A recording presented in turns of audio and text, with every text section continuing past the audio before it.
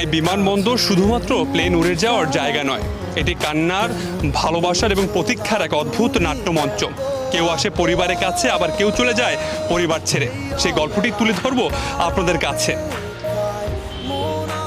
এই কান্নাই যেন বলে দেয় বিমানবন্দরের বাস্তবতা। প্রিয় মানুষ চলে যাচ্ছে নতুন ঠিকানায় উপার্জনের জন্য, তবে তা যেন কিছুতেই মানতে পারছে না প্রিয়তমা স্ত্রী। অন্যদিকে বাবার কোল থেকে যেন নামতেই চাইছে না তার সন্তানটি। এভাবেই হয়তো বাবাদের হেরে যেতে হয় বাস্তবতার কাছে। তবে বিমানবন্দরে দেখা মিলে ভিন্ন চিত্রে। ফুল হাতে কেউ অপেক্ষা করছে তার প্রিয় মানুষটি কখন আসবে এই ভেবে, আবার কেউ বিদায় জানাচ্ছে হাসি মুখে। আমার ছোট ভাই লন্ডনে চলে গেল। টানা সপ্তমবারের মতো বেস্ট টিস্যু পেপার ব্র্যান্ড হিসেবে স্বীকৃতি পেয়েছে বসুন্ধরা।